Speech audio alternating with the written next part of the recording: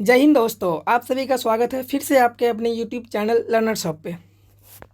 उम्मीद करता हूँ आप सभी मस्त होंगे, स्वस्थ होंगे और अपनी पठन पाठन क्रिया में व्यस्त होंगे। वक्त से लड़कर जो नसीब बदल दे, इंसान वही जो अपनी तकदीर बदल दे। कल क्या होगा कभी मत सोचो, क्या पता कल वक्त खुद अपनी तस्वीर बदल दे। तो दोस्तों, आज की इस सेशन में हम लोग क्लास 12 के मोस्ट इंपॉर्टेंट क्वेश्चन का डिस्कस करने वाले हैं। जिन किसी विद्यार्थियों को लगता है कि यदि अभी तक उसने कुछ भी नहीं पढ़ा है और फरवरी में उनका एग्ज़ाम है, तो उनके लिए ये सेशन एकदम रामबाण की तरह साबित होने वाला है। क्योंकि इस सेशन में हिस्ट्री के लेसन नंबर 1 से लेकर लेसन नंबर 15 तक टोटल क्वेश्चन का आंसर सहित इस वीडियो में अपलोड किया जाएगा। तो दोस्तों, चलिए स्टार्ट करते हैं आज का ये महा मैराथन। आप सबों से रिक्वेस्ट है, आप इस वीडियो को ज़रूर देखें। जो पहला क्वेश्चन है वो क्वेश्चन, भारत पुरातत्व का पिता किसे कहा जाता है? पहला option Lord Curzon, Alexander Cunningham, Dayaram Sahni और लॉर्ड डलहौजी।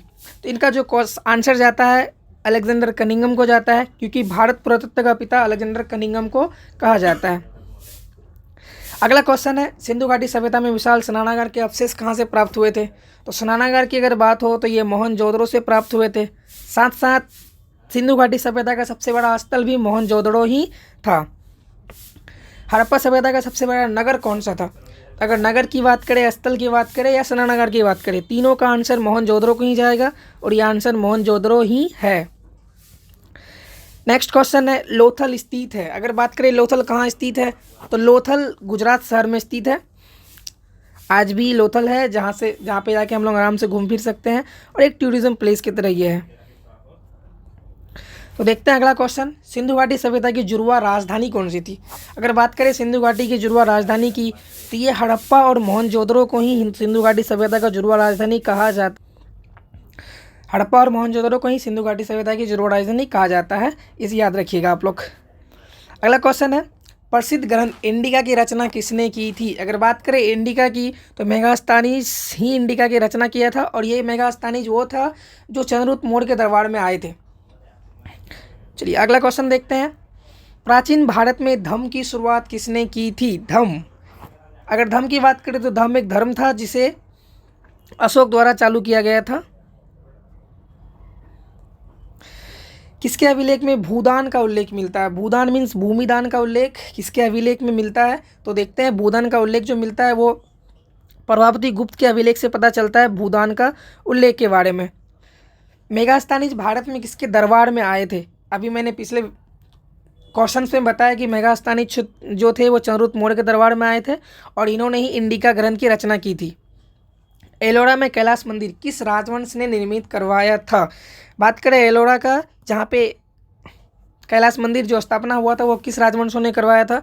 तो आप सबों को पता होगा, राष्ट्रकूट एक राजवंश थे जिन्होंने कैलाश मंदिर को स्थगित करवाया था।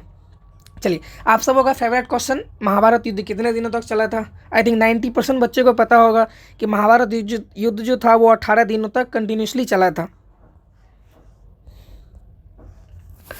अगला है, किस काल को में वर्ण व्यवस्था वंशानुगत जाति में परिवर्तन हो गए थे? तो इनसे पहले आपको ये जानना जरूरी है कि वर्ण व्यवस्था एक्चुअली होता क्या था। तो वर्ण व्यवस्था में जो जाति थे उनको 4 भागों में बांट दिया गया था, ब्राह्मण, क्षत्रिय, वैश्य और शूद्र। इसी को जो था वंशानुगत कब कर दिया गया था? तो उत्तर वैदिक काल में आएंगे तो ये जाति व्यवस्था जो थी, वर्ण व्यवस्था, इसे पूरी तरह से वंशानुगत कर दिया गया था। चलिए देखते हैं नेक्स्ट क्वेश्चन, मनुस्मृति में कितने प्रकार के विवाह का उल्लेख किया गया है? ये भी क्वेश्चन बहुत इंपॉर्टेंट क्वेश्चन है। अगर विवाह की बात करें तो कितने प्रकार के विवाह? टोटल 8 प्रकार के विवाह का उल्लेख मनुस्मृति में किया गया। विवाह से ही संबंधित एक और क्वेश्चन यहाँ पे प्रस्तुत किया गया है, भीम ने हिडिंबा के साथ कौन सा विवाह किया था? तो अगर बात करें गंधर्व विवाह, राक्षस विवाह, देव विवाह या आश्र विवाह, कौन सा विवाह था जिन्होंने भीम जो था हिडिंबा के साथ किया था? तो यहाँ अगर बात करें भीम के बारे में, तो भीम जो था ये गंधर्व विवाह किया था। तो देखते हैं नेक्स्ट क्वेश्चन, प्रथम बौद्ध संगीति कहाँ हुआ था? अगर प्रथम बौद्ध संगीति की बात करें, प्रथम बौद्ध संगीति कहाँ पर हुआ था? तो बौद्ध संगीति बोध गया में हुआ था। और कभी कभी क्वेश्चन ये भी आ जाता है कि प्रथम बौद्ध संगीति किसके काल में हुआ था, द्वितीय बौद्ध संगीति किसके काल में हुआ था, तृतीय बौद्ध संगीति किसके काल में हुआ था। तो इनको भी आप लोग एक बार देख लीजिएगा कि प्रथम बौद्ध संगीति किनके काल में हुआ था। तलवंडी में किस प्रसिद्ध संत का जन्म हुआ था? चलिए देखते हैं, तलवंडी घूम के आते हैं एक बार हम लोग। तो यहाँ पे जो गुरु नानक जी थे, गुरु नानक का जन्म तलवंडी में ही हुआ था। इसे भी आप लोग याद रख लीजिएगा। चलिए अगला जो क्वेश्चन है, आत्मा का पुनर्जन्म किस मुख्य विषय है, किसका मुख्य विषय है? अगर बात करें आत्मा का पुनर्जन्म का, तो ये अगर कौशिकी उपनिषद को देखेंगे तो वहाँ पे आता आत्मा के पुनर्जन्म के बारे में कुछ डिस्क्राइब है, उसी के बारे में ये बताता है।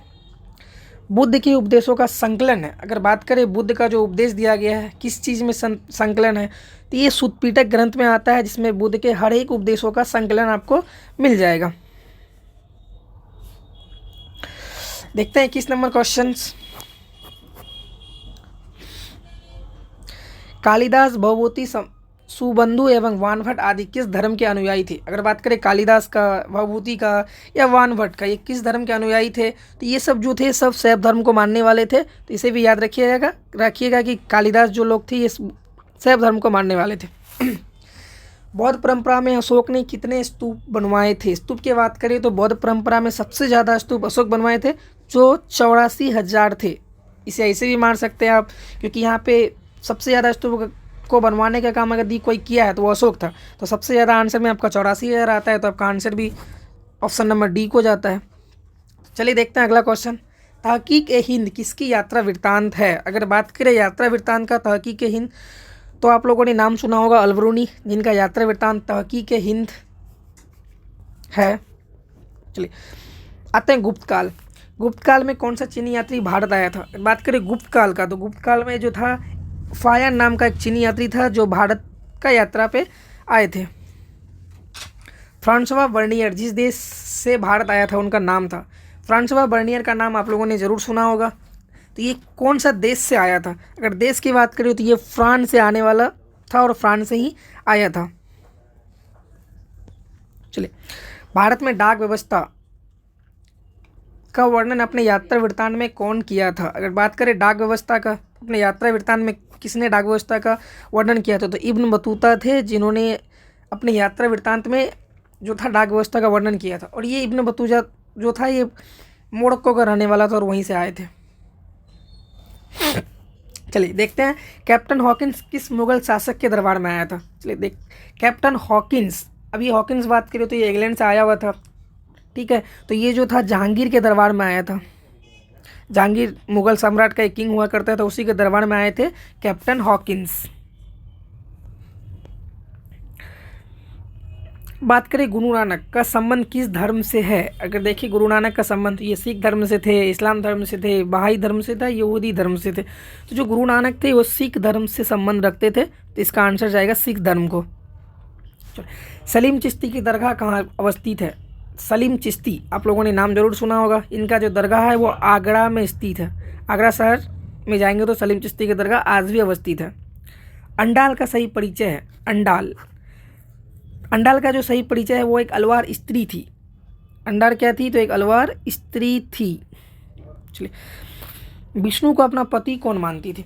अगर आप लोगों ने हिस्ट्री पढ़ा होगा तो वहाँ पे इनके बारे में ज़रूर डिस्क्राइब देखा होगा आप लोगों ने। एक मीरा नाम की लेडीज़ थी, अंडाल नाम की एक लेडीज़ थी जो विष्णु को अपना पति मानती थी।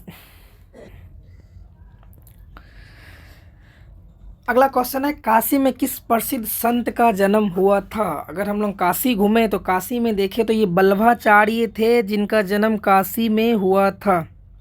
चलिए अगला क्वेश्चन देखते हैं। सुल्तान उल हिंद किसे कहा जाता है? सुल्तान उल हिंद की बात करें किसे कहा जाता है? ये ख्वाजा मुद्दीन चिश्ती थे, जिन्हें सुल्तान उल हिंद कहा जाता था। फतेहपुर सिकरी को राजधानी किसने बनाया था? ठीक है, तो देखते हैं 34 नंबर का आंसर क्या होगा। अकबर थे, जिन्होंने फतेहपुर सिकरी को अपना राजधानी बनाया था। गौपुरम का संबंध है। बात करें अगर गौपुरम का संबंध किससे है, तो आप सबको पता होगा कि जब भी गौपुरम वर्ड आएगा इसका डायरेक्टली संबंध मंदिरों से है। इसका आंसर जाएगा मंदिरों को, क्योंकि गौपुरम डायरेक्टली संबंध रखता है मंदिर से। चलिए आते हैं विजयनगर शासक की ओर। और बात करें विजयनगर शासकों के, जो उड़ीसा के समकालीन राजवंश के शासक थे उनका नाम क्या था? विजयनगर में जो उड़ीसा के समकालीन थे तो वो थे गजपति, जो उड़ीसा के समकालीन थे। चलिए ये भी क्वेश्चन विजयनगर से ही संबंधित है। तो क्वेश्चन है विजयनगर साम्राज्य की अंतिम राजधानी जो तिरुपति के समीप थी, उनका नाम था। अगर विजयनगर की अंतिम राजधानी को देखें जो तिरुपति का समीप था, तो वो चंद्रगिरी था, जो तिरुपति के पूरी तरह से समीप था। उड़ीसा के गजपति राज की स्थापना हुई थी। पिछले क्वेश्चन में हम लोगों ने गजपति को देखा, अब ये भी जानेंगे कि गजपति राज का स्थापना कब हुआ था। तो 1435 ईस्वी का टाइम था जिसमें गजपति राज का स्थापना किया गया था। देखते हैं किस विदेशी यात्री ने अपना यात्रा वृत्तांत 3 समुद्री पार की यात्रा लिखकर भारत रूसी मैत्री का आधार तैयार किया है। तो देखेंगे कौन सा विदेशी यात्री था जिन्होंने मैत्री का आधार तैयार किया था। वो थे अफनासी निकितन, जिन्होंने भारत और रूस मैत्री का आधार तैयार किया था। 40 नंबर क्वेश्चन है, महानवमी के डिब्बे को किस विदेशी यात्री ने विजय की भवन की संज्ञा दी थी। अगर बात करें विजय की भवन की संज्ञा किसने दी थी, तो वो थे डोमिंगोस पेरिस, जिन्होंने महानवमी के डिब्बे को जो है विदेशी यात्रा के विजय का भवन कहा था। 41 नंबर क्वेश्चन है, अमुक्तमाल्य किसने लिखी थी। तो ये देखेंगे हरिहर वन थे या बुक्का वन थे या देवराय थे या कृष्णदेव राय थे। तो जो अमुक्तमाल्य थे ये कृष्णदेव राय द्वारा लिखी गई है, इन्हें भी आप याद रख लीजिएगा। अगला क्वेश्चन है, दीन ए इलाही संबंधित है। अगर बात करें दीन ए इलाही का, तो दीन ए इलाही भी एक तरह का धर्म था जिसे अकबर द्वारा स्टार्ट किया गया था, लेकिन ये कुछ ज़्यादा दिन तक नहीं चल पाया। चलिए यहाँ पे जो नेक्स्ट क्वेश्चन आता है, तंबाकू का सेवन सर्वप्रथम किस मुगल सम्राट ने किया था। अगर बात करें तंबाकू का सेवन के बारे में कि कौन सा मुगल सम्राट थे जिन्होंने तंबाकू सबसे पहले खाया था, तो वो थे अकबर। और यहाँ से और एक क्वेश्चन आप लोगों को जरूर याद रखना है कि जो तंबाकू था, तंबाकू पर प्रतिबंध किसने लगाया था, तो वो जहांगीर थे जिन्होंने तंबाकू पर पूरी तरह से प्रतिबंध लगा दिया था। आईने के अनुसार सिंचाई वाले क्षेत्रों में कुल फसलेला थी, फसलेला यहाँ पे गलत है, कुल फसलों के बारे में डिस्कस हो रहा है। तो यहाँ पे देखेंगे जो आईने के अनुसार है वहाँ पे टोटल 3 प्रकार के फसल के बारे में डिस्क्राइब किया गया है। परगान मुगल काल में था, तो परगना देखेंगे मुगल काल में कहाँ पे थे, तो ये देखेंगे मुगल काल में एक प्रशासनिक प्रमंडल थे, तो इन्हें भी आप याद रखिएगा। मुगल काल में जो परगना था ये एक प्रशासनिक प्रमंडल था। अकबरनामा एवं आईने अकबरी के अनुवादक है, ये वेरी मोस्ट इम्पोर्टेंट क्वेश्चन है, बहुत बार एग्जाम में पूछा भी गया है कि जो अकबरनामा है इनकी और आईने अकबरी इनके अनुवादक कौन थे, मतलब इसका अनुवाद किसने किया था। तो यहाँ पे एक वेवरीज है, जैरेट है और ब्लॉकमैन है, तो ये तीनों थे जिन्होंने आईने अकबरी तथा अकबरनामा का अनुवाद करवाया था। साम्राज्यवादी इतिहासकार हैं। अगर बात करें साम्राज्यवादी इतिहासकार की, तो साम्राज्यवादी इतिहासकार कौन है, ये W.S. मॉडलेन जी हैं, जिन्हें साम्राज्यवादी इतिहास के नाम से जाना जाता था। आते हैं 48 नंबर में, जीतल क्या था। अगर बात करें जीतल की, तो जीतल एक शास्त्र था, या तो वाद्य यंत्र थे या सिक्का थे या उपाधि थे। तो जीतल का नाम आप लोगों ने सुना होगा, जीतल जो था एक सिक्का था, वाद्य यंत्र तो ये थे नहीं। चलिए देखते हैं 50 नंबर, निम्नलिखित इतिहासकारों में कौन अकबर का समकालीन था। समकालीन मीन्स लगभग अकबर के बराबर ही थे, तो ये देखेंगे तो बदायूनी थे जो अकबर के समकालीन थे, बराबर तो नहीं थे, मतलब उसके समकालीन आगे पीछे कुछ देर। 51 नंबर जो क्वेश्चन है, ये मुगल सम्राटों में सामान्यतः महानतम सम्राट माना जाता है। तो आप सबों को पता होगा कि मुगल सम्राट में सबसे महानतम किसको माना जाता है, इनका भी आंसर जाता है जलालुद्दीन अकबर को, जो उतना तो महान थे नहीं लेकिन इतिहासकार इसे महान बहुत ज़्यादा बता दिए। तो देखते हैं सुलह ए कुल का अर्थ क्या होता है। यहाँ पे एक अर्थ पूछा गया है कि सुलह ए कुल जो था इसका अर्थ क्या होता है, तो आप सब याद रखिएगा, इसका मतलब होता है सार्वभौमिक शांति। जब सार्वभौमिक शांति की बात आएगा तो इसे सुलह ए कुल का ही अर्थ है जो सार्वभौमिक शांति के बारे में बताता है। मुगल कालीन चित्रकला किसके काल में चरमोत्कर्ष पर पहुंची थी, तो मुगल काल में जो चित्रकला थी वो जैसे ही जहांगीर काल में आएंगे तो जहांगीर काल में ये पूरी तरह से चरमोत्कर्ष पर पहुंच गई और उनके बाद चित्रकला जहाँ तक पूरी तरह से समापन ही हो गया। देखते 54 नंबर क्वेश्चन, गलबदन बेगम ने किसके आग्रह पर हुमायूंनामा लिखा था। जो हुमायूं का जीवनी है, हुमायूं का जीवनी में ही जो थे वो हुमायूं का पूरा जीवनी को ही हुमायूंनामा कहा जाता था, और ये गुलबदन बेगम जो थी अकबर के कहने पर हुमायूंनामा को पूरी तरह से लिखा था। चलिए, रादारा एवं शाहजहाँ के पास आगरा में रहती थी, तो यहाँ पे जब देखेंगे शाहजहाँ के बारे में तो शाहजहाँ की बेटी जहारा भी थी, रोशनारा। तो यहाँ जो आंसर आएगा हमारा जहारा है, जो शाहजहाँ के साथ ही रहती थी। भारत में सुलह कुल की नीति का प्रतिपादन किसने किया था?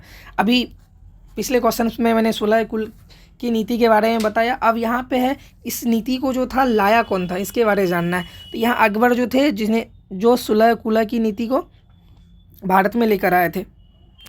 चलो, भारत का अंतिम मुगल शासक कौन था? बात करें भारत का अंतिम मुगल शासक का, तो ये बहादुर शाह जफर आते हैं, जो भारत का अंतिम मुगल शासक था।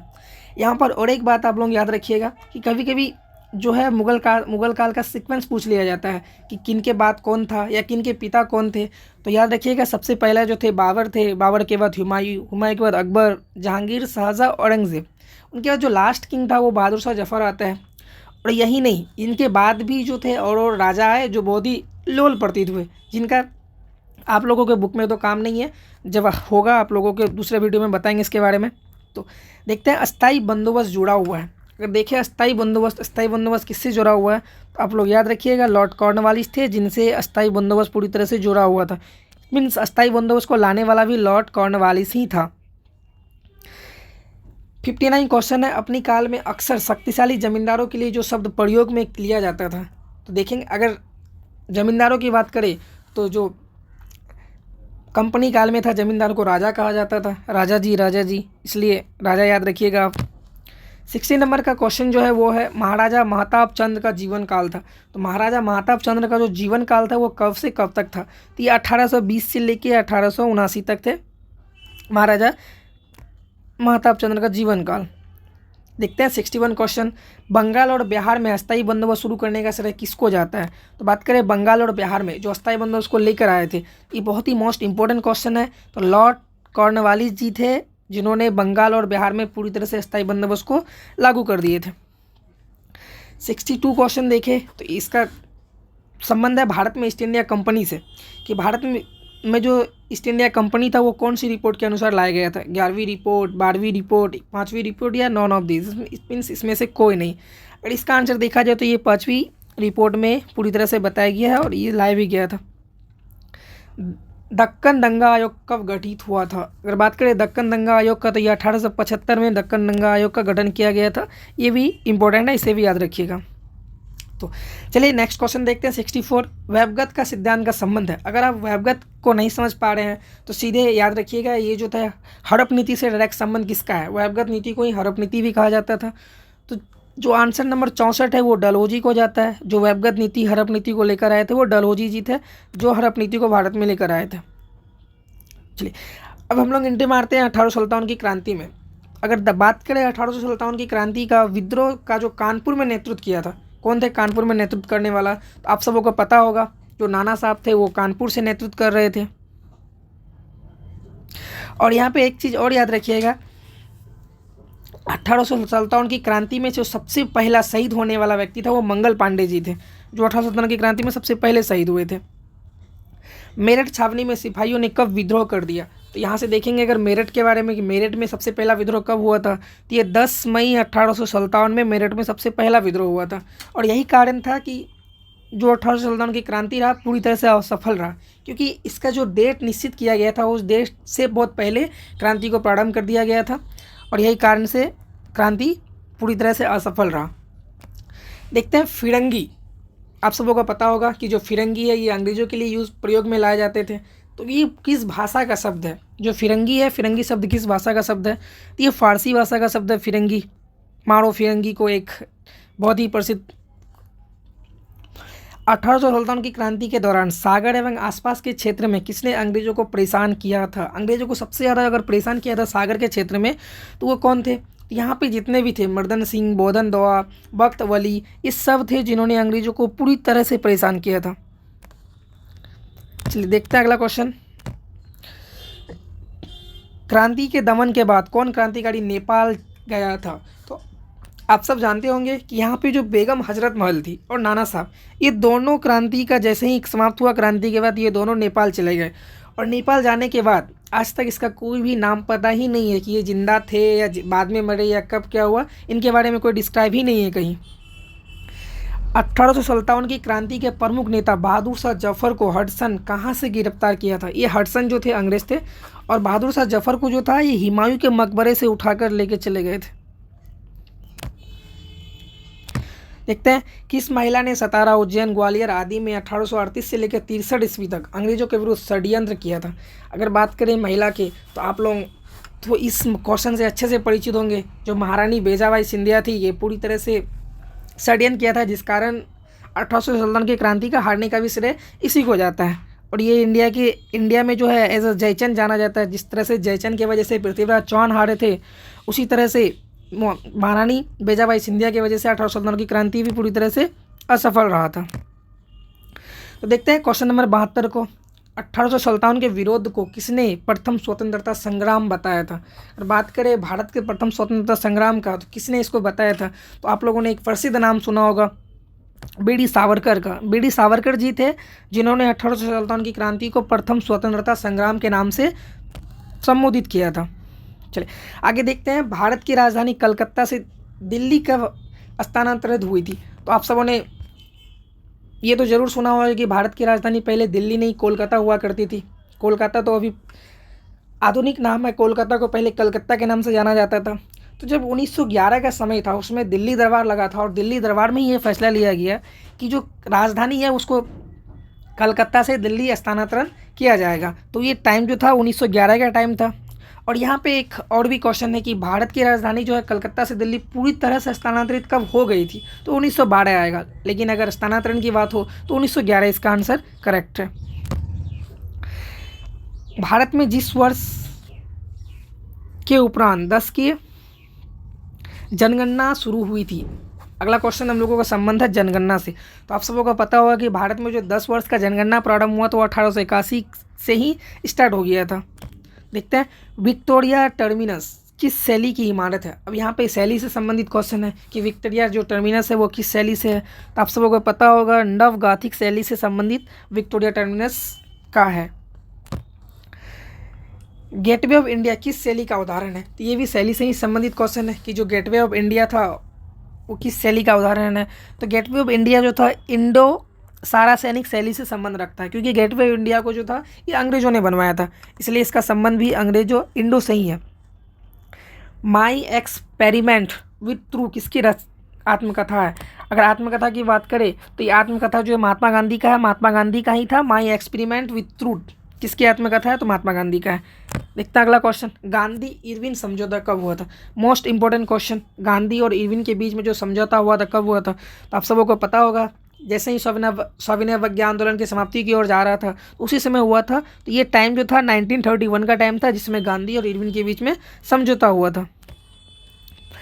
अगला क्वेश्चन है, महात्मा गांधी द्वारा शुरू किया गया पहला जन आंदोलन था। अगर बात करें महात्मा गांधी के द्वारा पहला जन आंदोलन का, तो आप सबों को पता है कि महात्मा गांधी जब 1915 में 1915 में भारत आए तो 1917 में इसका पहला आंदोलन चंपारण, बिहार के चंपारण जिले में स्टार्ट किया गया था, जो नील आंदोलन से संबंध था। इसका आंसर आएगा नील आंदोलन।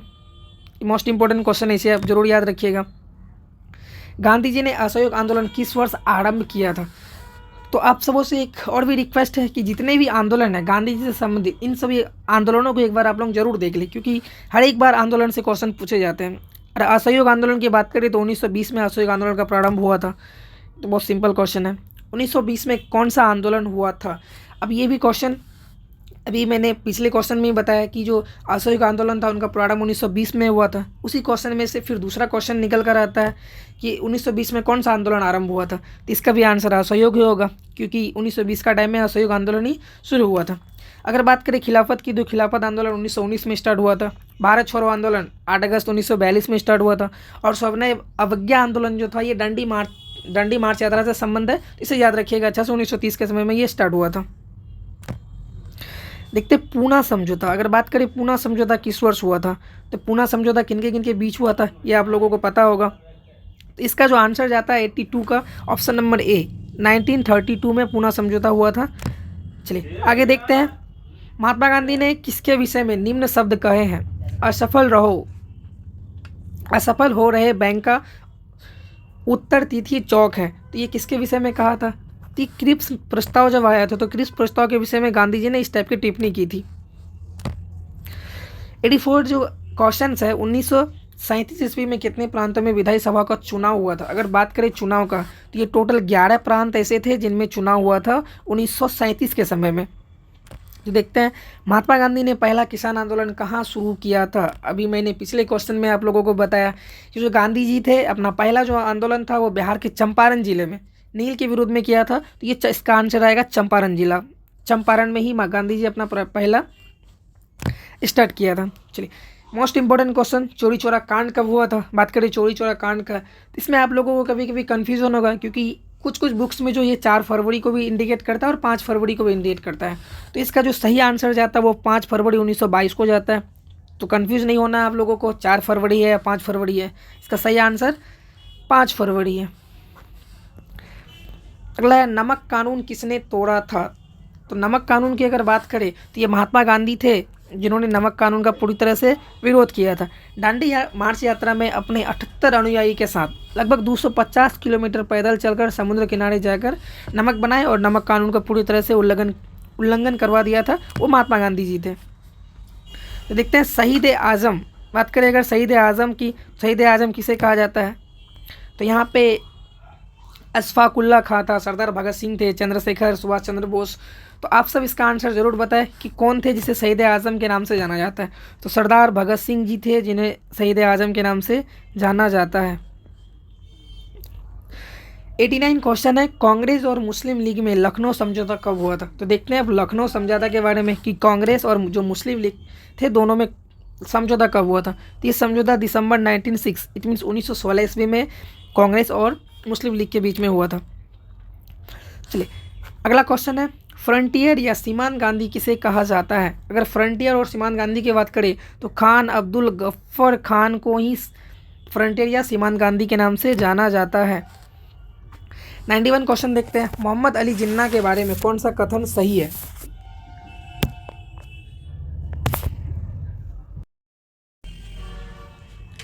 देखते हैं 91 नंबर क्वेश्चन क्या है, मोहम्मद अली जिन्ना के बारे में कौन सा कथन सही है। अगर अली जिन्ना की बात करें तो होम रूल लीग आंदोलन का समर्थन किया था, ये भी सही बात है, इन्होंने समर्थन जरूर किया था। असहयोग आंदोलन का विरोध भी किया था, ये भी सही है। वेवेल योजना अस्वीकार की, ये भी सही है। तो इन तीनों का कथन पूरे तीनों तरह से सही है, इसलिए इसका आंसर जो जाता है ऑप्शन नंबर डी को जाता है। सुभाष चंद्र बोस ने कहाँ पर आज़ाद हिंद फौज का गठन किया था। आज़ाद हिंद फौज का अगर गठन की बात है आए तो ये सिंगापुर था, सिंगापुर में आज़ाद हिंद फौज का गठन किया था। और एक क्वेश्चन यहाँ पे बहुत ज़्यादा कन्फ्यूजन करता है कि आज़ाद हिंद फौज का गठन किसने किया था। तो जब भी इस टाइप का क्वेश्चन आए तो आप सुभाष चंद्र बोस आंसर टिक नहीं कीजिएगा। इसका जो सही आंसर है वो मोहन सिंह थे, क्योंकि आज़ाद हिंद फौज को सबसे पहले जो बनवाया था वो मोहन सिंह था, उसके बाद सुभाष चंद्र बोस। तो आप इसका आंसर मोहन सिंह जरूर मारिएगा। तो चलिए अगला देखते हैं, सुभाष चंद्र बोस ने हिंदुस्तान की अस्थायी सरकार की स्थापना घोषणा सिंगापुर के केलेहाल में कब की थी। अगर बात करें स्थापना का कब की थी तो ये 2 अक्टूबर 1943 का टाइम था, जिसमें पूरी तरह से स्थापना के बारे में चर्चा किया था। देखते हैं अगला क्वेश्चन, 15 अगस्त 1947 ईस्वी को जब भारत स्वतंत्र हुआ उस समय ब्रिटेन में किस पार्टी की सरकार थी। ये जो क्वेश्चन है मतलब आप सबको पता होगा कि जब भारत स्वतंत्र हुआ तो जो ब्रिटेन था, ब्रिटेन में किस पार्टी की सरकार थी। तो देखते हैं ब्रिटेन में जो थी लेबर पार्टी की सरकार थी, ये जरूर याद रखिएगा, मोस्ट इंपॉर्टेंट क्वेश्चन है। कांग्रेस पार्टी की स्थापना कब हुई थी। चलो देखते हैं अगला क्वेश्चन, कांग्रेस जो था उसका स्थापना कब हुआ था। तो 1885 में। और इसके साथ आप ये भी याद रख लीजिएगा कि कांग्रेस पार्टी का स्थापना किसने किया था। A.O. ह्यूम जी थे जिन्होंने कांग्रेस पार्टी को स्थापना किया था। अगला क्वेश्चन है, भारत संविधान के प्रारूप समिति के अध्यक्ष कौन थे। तो ये क्वेश्चन जो है बहुत ही सिंपल भी क्वेश्चन है। B.R. अम्बेडकर जो थे प्रारूप समिति का अध्यक्ष थे, साथ साथ इसे भारत संविधान का पिता भी कहा जाता है। संविधान सभा के अध्यक्ष की बात करें तो यहाँ पे एक चीज़ और याद रखिएगा आप, जब संविधान सभा का पहला बैठक हुआ था तो पहला बैठक में सचिदानंद सिन्हा को अध्यक्ष चुना गया था, लेकिन उसके 2 दिन बाद ही डॉक्टर राजेंद्र प्रसाद को पूरी तरह से अस्थायी अध्यक्ष बना दिया गया। चलिए 98 नंबर क्वेश्चन है, मुस्लिम लीग ने कैबिनेट मिशन की संवैधानिक योजना पर स्वीकृति दी थी। तो कैबिनेट योजना को जो पूरी तरह से स्वीकृति मिल गया था वो 16 जून 1946 का समय था, इसमें कैबिनेट मिशन को पूरी तरह से स्वीकृति दे दिया गया था। 24 जनवरी 1950 को संविधान सभा के कितने सदस्यों ने संविधान पर हस्ताक्षर किया था। अगर बात करें हस्ताक्षर का तो टोटल 284 सदस्य थे जिन्होंने संविधान पर हस्ताक्षर किया था। अगर कुल सदस्य की बात करें तो 299 सदस्य थे, जिनमें से मात्र 284 सदस्य वहाँ पे उपस्थित थे, इसलिए उन्होंने हस्ताक्षर किए थे।